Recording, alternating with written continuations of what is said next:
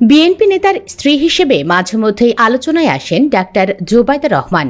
যদিও তিনি রাজনীতি করেন না, তবুও তিনি তার অপরূপ সৌন্দর্য ও মার্জিত ব্যক্তিত্বের কারণে দেশের রাজনীতিতে একটা বড় নাম হয়ে উঠেছেন। তিনি একজন ব্যারিস্টারের মা হবার পরও বুঝার কোনো উপায় নেই। বয়সের কোটা প্রায় 50 ছুঁই হলেও জোবাইদাকে দেখে সেটা কেউ ধারণা করতে পারেন না।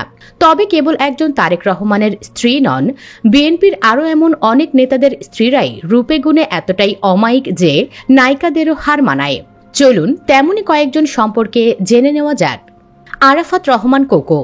জিয়া পরিবারের ছোট ছেলে আরাফাত রহমান কোকো। যদিও তিনি বেঁচে নেই, তবুও তাকে এই তালিকায় রাখতে হচ্ছে, কারণ রূপে গুণে তার স্ত্রীও কারো থেকে কম যান না। আরাফাত রহমান শর্মিলা রহমানকে বিয়ে করেন।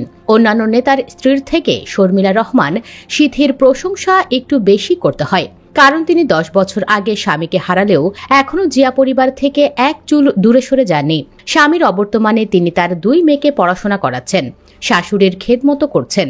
জিয়া পরিবারের বধূ হিসেবে জোবাইদার ডাকনাম বেশি থাকলেও শর্মিলাই প্রকৃত বধূর দায়িত্ব পালন করছেন।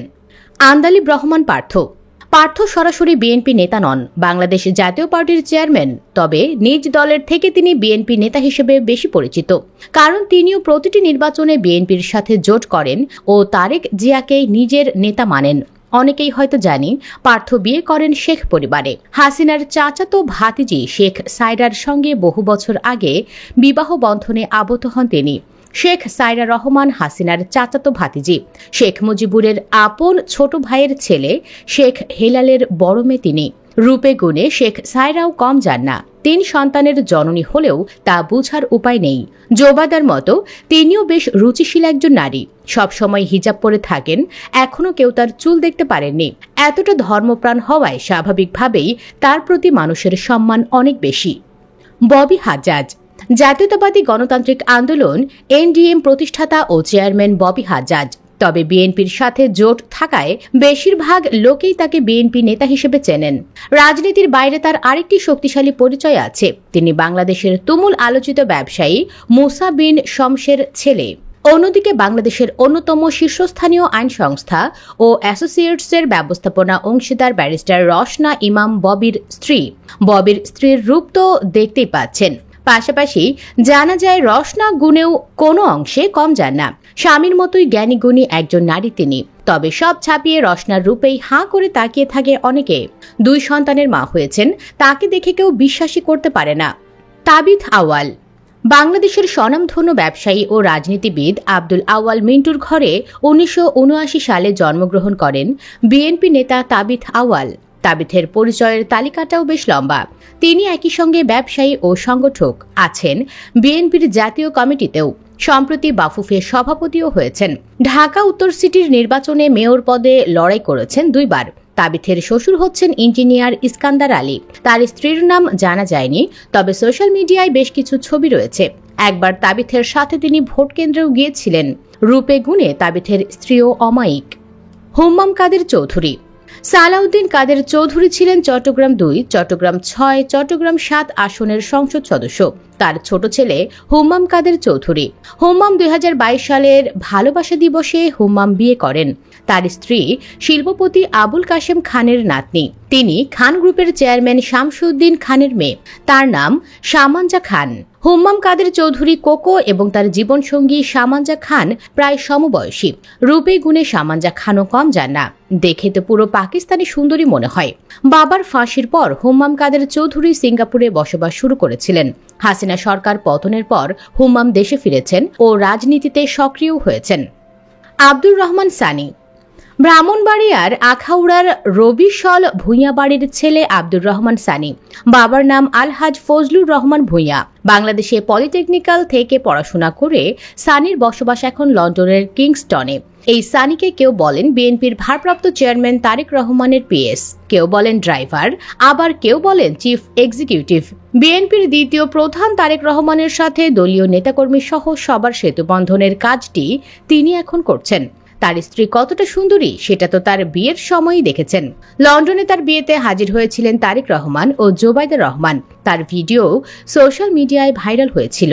এর বাইরে BNP chairperson Begum Khaleda Xiao তো প্রাথমিক অবস্থায় বিএনপির প্রতিষ্ঠাতা নেতা জিয়াউর রহমানের স্ত্রী ছিলেন। তিনিও তখন দেশ সেরা সুন্দরীদের অন্যতম একজন ছিলেন। 1960 সালে পূর্ব পাকিস্তানের দিনাজপুর শহরের 15 বছর বয়সী কিশোরী খালেদা খানমের সঙ্গে বিবাহ বন্ধনে আবদ্ধ হন 24 বছর বয়সী জিয়াউর রহমান।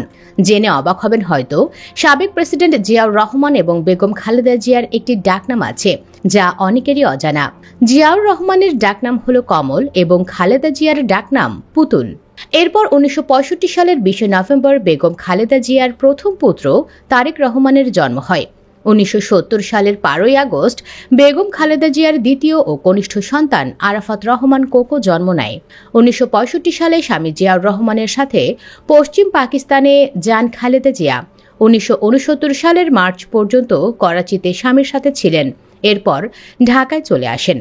কিছুদিন জয়দেবপুর থাকার পর চট্টগ্রামে স্বামীর পোস্টিং হলে তার সঙ্গে সেখানে এবং চট্টগ্রামের 16 শহর এলাকায় বসবাস করেন। মুক্তিযুদ্ধের শুরুতে খালেদা জিয়া কিছুদিন আত্মগোপন করে থাকার পর 16 মে নৌপথে ঢাকায় চলে আসেন। বড় বোন খুরশিদ জাহানের বাসায় 17 জুন পর্যন্ত থাকেন। 2 জুলাই সিদ্ধেশ্বরীতে জনাব এস আবদুল্লাহর বাসা থেকে পাক সেনারা তাকে 2 ছেলেসহ বন্দী করে। 1971 সালের 15 ডিসেম্বর পর্যন্ত তিনি ঢাকা ক্যান্টনমেন্টে বন্দী ছিলেন। 16 ডিসেম্বর বাংলাদেশ স্বাধীন হলে তিনি মুক্তি পান। রাজনীতিতে আসার আগ পর্যন্ত বেগম জিয়া একজন সাধারণ গৃহবধূ ছিলেন। জিয়াউর রহমান বাংলাদেশের রাষ্ট্রপতি থাকাকালীনও রাজনীতিতে বেগম জিয়ার উপস্থিতি ছিল না। স্বামীর মৃত্যুর পর 1982 সালের 3 জানুয়ারি একজন সাধারণ গৃহবধূ থেকে রাজনীতিতে এসেছিলেন বেগম খালেদা জিয়া। 1983 সালে বেগম জিয়ার নেতৃত্বে 7 দলীয় ঐক্যজোট গঠিত হয়। একই সময়ে এরশাদের সামরিক শাসনের বিরুদ্ধে আন্দোলন শুরু হয়। বেগম জিয়া প্রথমে বিএনপিকে নিয়ে 1983 এর সেপ্টেম্বর থেকে 7 দলীয় ঐক্যজোটের মাধ্যমে এরশাদ বিরোধী আন্দোলন শুরু করেন। একই সময় তার নেতৃত্বে 7 দল আওয়ামী লীগের নেতৃত্বাধীন 15 দলের সাথে যৌথভাবে আন্দোলনের কর্মসূচি শুরু করে। 1986 সাল পর্যন্ত 5 দফা আন্দোলন চলতে থাকে। কিন্তু 1986 সালের 21 মার্চ রাতে আওয়ামী লীগ সভানেত্রী শেখ হাসিনা এরশাদের অধীনে নির্বাচনে অংশ নেওয়ার সিদ্ধান্ত নিলে ঐক্যবদ্ধ আন্দোলনে বাধার সৃষ্টি হয়। 15 দল ভেঙে 8 দল এবং 5 দল হয়। 8 দল নির্বাচনে যায়। এরপর বেগম জিয়ার নেতৃত্বে 7 দল 5 দলীয় ঐক্যজোট আন্দোলন চালায় এবং নির্বাচন প্রত্যাখ্যান করে। 1987 সাল থেকে খালেদা জিয়া এরশাদ হটাও 1 দফার আন্দোলন শুরু করেন। এর ফলে এরশাদ সংসদ ভেঙে দেন। পুনরায় শুরু হয় ঐক্যবদ্ধ আন্দোলন। অবশেষে দীর্ঘ 8 বছর একটানা নিরলস ও আপোষহীন সংগ্রামের পর 1991 সালের 27 ফেব্রুয়ারি অনুষ্ঠিত সংসদ নির্বাচনে একক সংখ্যাগরিষ্ঠতা অর্জন করে বিএনপি। খালেদা জিয়া বাংলাদেশের প্রধানমন্ত্রী নির্বাচিত হন। সেই নির্বাচনে খালেদা জিয়া মোট 5টি আসনে অংশ নিয়ে 5টিতেই জয়লাভ করেন। তারপর আরও 2বার প্রধানমন্ত্রী হয়েছেন। তারপর হাসিনার কারাগারেও গিয়েছেন। পুরান ঢাকার নাজিম উদ্দিন সড়কে পুরনো কেন্দ্রীয় কারাগারে একমাত্র বন্দী খালেদা জিয়া বই ও পত্রিকা পড়ে কাটিয়েছেন কয়েক বছর। পরে মুক্তি পেলেও পাননি উন্নত চিকিৎসা। তবে ছাত্র জনতার অভ্যুত্থানে সবকিছুর অবসান ঘটে। দর্শক, বিএনপি নেতাদের স্ত্রীদের মধ্যে আপনার চোখে সেরা কে? কমেন্টে যে কোনো একজনের নাম জানিয়ে দিন। ধন্যবাদ।